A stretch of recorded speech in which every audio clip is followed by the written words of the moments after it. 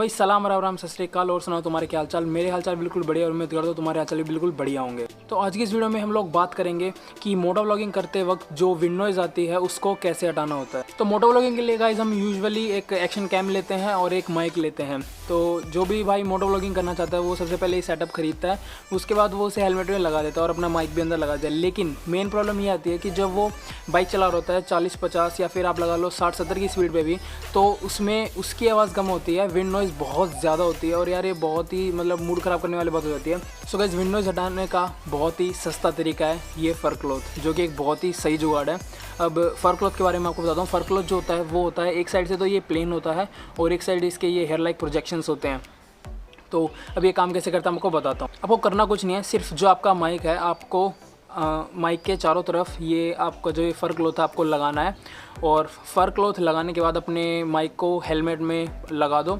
उसके बाद मैं आपको बताता हूँ ये काम कैसे करता है। जब हम बाइक चला रहे होते हैं मान लो 50 से 60 की स्पीड पे, तो हवा बहुत तेज़ चल रही होती है, तो वो कुछ हवा हमारे हेलमेट के अंदर आ जाती है। तो अगर हम फ़र क्लॉथ नहीं लगाते तो होता क्या है कि जो अपना माइक होता है वो सारी विंडोज़ कैप्चर कर लेता है और जो हम बोलते हैं वो बहुत ही कम आवाज़ आती है। लेकिन फ़र क्लॉथ लगाने के बाद होगा क्या कि जो हवा हमारे हेलमेट के अंदर आएगी उसकी सारी एनर्जी ये हेयर लाइक प्रोजेक्शंस जो हैं इनको हिलाने में उसकी सारी एनर्जी वेस्ट हो जाएगी, जिससे हवा माइक तक नहीं पहुंच पाएगी और सिर्फ हमारी आवाज़ ही माइक तक पहुंचेगी। तो ये बहुत ही सस्ता जुगाड़ है और जो अपना फ़र क्लॉथ है ये एक डेड कैट की तरह काम करता है। इसलिए अब से अगर आप मतलब इसको लगाओगे तो आपको विंडो ज़्यादा नहीं आएगी, सिर्फ आपको अपनी आवाज़ सुनाई देगी। जब मैंने अपना एक्शन कैम लिया था तो मेरे को भी गाइस सेम प्रॉब्लम हुई थी। मैंने अपना H J cam AJ7 star लिया था, उसके साथ मैंने एच जे कैम का ओरिजिनल माइक लिया था और उस माइक को मैंने जब अपने हेलमेट के अंदर रखा तो तब भी बहुत ज़्यादा विंडोज़ आती थी। तो मैं सोचता था यार कि ओरिजिनल दोनों चीज़ें यार ओरिजिनल हैं और उसके बाद भी विंडोज़ आ रही है, तो यार मूड बहुत ख़राब हो गया था।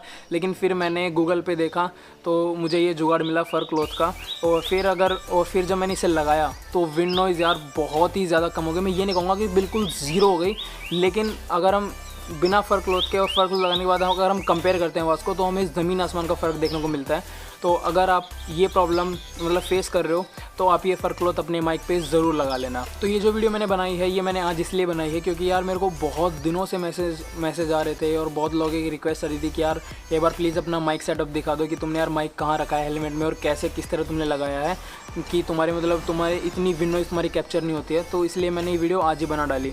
तो इसका सिर्फ ये जुगाड़ था फ़र क्लॉथ। अभी मैं एक बार अपना हेलमेट दिखा देता हूँ आप लोगों को। तो ये मेरा हेलमेट है और जिसमें ये माइक लगा हुआ है। इसमें अभी तो मैंने एक ब्लू कलर का फ़र क्लॉथ लगाया है। तो आप रेड वगैरह मतलब कलर का कोई नहीं है, आप बस फ़र क्लॉथ लो और अपने माइक के चारों तरफ रैप करके अपने माइक को लगा दो। और पोजीशन की बात करें तो मैंने अपने एक्शन कैप कर रहा हूँ सॉरी, ये जो माइक्रोफोन है इसको मैंने यहाँ पे लगाया हुआ है। अगर हम बिल्कुल मुँह के आगे लगाते हैं तो यार इसमें सांस की आवाज़ भी बहुत ज़्यादा ऐड हो जाती है। इवन मैंने जो मेरे लद्दाख के व्लॉग थे उसमें मैंने माइक को बिल्कुल मुँह के आगे लगाया हुआ था जिसमें यार ज़्यादा सांस की आवाज़ें आ रही थी। तो अब की बार मैंने इस माइक को थोड़ा सा साइड में लगा लिया ताकि हवा मतलब सांस की आवाज़ ज़्यादा ना आए इसमें। और ये था भाई अपना सेटअप। तो यार आपको मिलते हैं मेरी नेक्स्ट वीडियो में। सो बाय।